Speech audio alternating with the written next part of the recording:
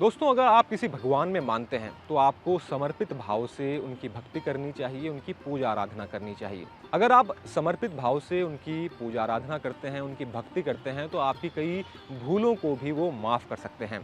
इसी से संबंधित एक कहानी हम आपको आज सुनाएंगे, जिसमें आपको पता चलेगा कि कैसे भगवान अपने भक्तों की भूलों को भी माफ़ कर सकते हैं। ये कहानी महाभारत काल से जुड़ी है और भगवान कृष्ण से जुड़ी है। नमस्कार दोस्तों, मैं नवीन स्वागत करता हूँ आप सभी का एनबीटी लाइफ के धर्म कथाएं शो में।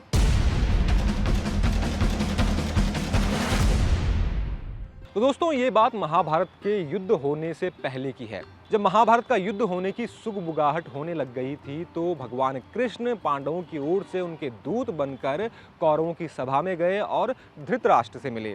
उन्होंने धृतराष्ट्र से संधि करने को कहा। वो चाहते थे कि ये युद्ध न हो, लेकिन दुर्योधन ने भगवान कृष्ण की बात को काट दिया और उन्होंने कहा कि ये युद्ध होकर रहेगा।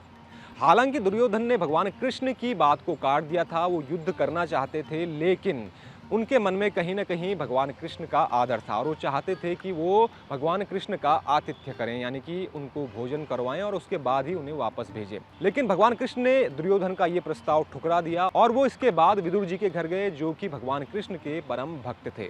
तो दोस्तों, विदुर जी ही नहीं, विदुर जी की पत्नी भी भगवान कृष्ण की भक्ति में लीन थी। इसके बाद जब भगवान कृष्ण की दस्तक उनके दरवाजे पर हुई, यानी कि विदुर जी के दरवाजे पर हुई, तो उस वक्त विदुर जी की पत्नी स्नान कर रही थी। भगवान कृष्ण की आवाज़ सुनते ही वो सुध-बुध खो बैठी और नग्न अवस्था में ही अपने दरवाजे पर चली गईं। लेकिन उनको देखकर भगवान कृष्ण ने किसी भी तरह की प्रतिक्रिया नहीं दी, क्योंकि भगवान के लिए भक्त एक बच्चे की तरह होता है। भगवान कृष्ण ने एक वस्त्र निकालकर विदुर जी की पत्नी पर ओढ़ा दिया।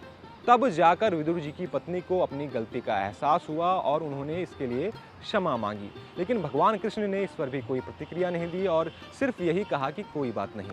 इसके बाद जब भगवान कृष्ण खाना खाने के लिए बैठे तो विदुर जी की पत्नी उनको देखी ही जा रही थी, उनकी भक्ति में इतनी लीन थी और उन्होंने केले की जगह केले का छिलका खिलाना भगवान कृष्ण को शुरू कर दिया। भगवान कृष्ण ने ये केले का छिलका बहुत ही प्रेम पूर्वक खाया। ये करते हुए अपनी पत्नी को विदुर जी ने देख लिया और उनको टोका कि तुम ये क्या कर रही हो। विदुर जी ने जब अपनी पत्नी को टोका तब जाकर उन्हें एहसास हुआ कि वो भगवान कृष्ण को केला नहीं बल्कि केले का छिलका खिला रही थी। इसके लिए विदुर जी ने भगवान कृष्ण से माफ़ी मांगी, लेकिन भगवान कृष्ण ने विदुर जी से कहा कि ये केले का छिलका केले से भी ज़्यादा स्वादिष्ट है, क्योंकि ये पूरे भक्ति भाव से मुझे खिलाया जा रहा था। ये बात सुनकर विदुर जी की नज़रों में भगवान कृष्ण के प्रति निष्ठा और भी बढ़ गई। तो दोस्तों, ये कहानी हमें शिक्षा देती है कि हमें भगवान की भक्ति को पूरे समर्पित भाव से करना चाहिए। किसी भी तरह का छल कपट आपके मन में नहीं होना चाहिए अगर आप किसी की भक्ति करते हैं। अगर आप समर्पित भाव से भगवान की भक्ति करते हैं तो भगवान आपकी सारी भूलों को भी माफ़ कर सकते हैं। उम्मीद करता हूं दोस्तों कि आपको हमारे द्वारा दी गई यह जानकारी पसंद आई होगी। ऐसी ही रोचक जानकारियों के लिए चैनल को सब्सक्राइब जरूर करें और देखते रहें एनबीटी लाइव। नमस्कार।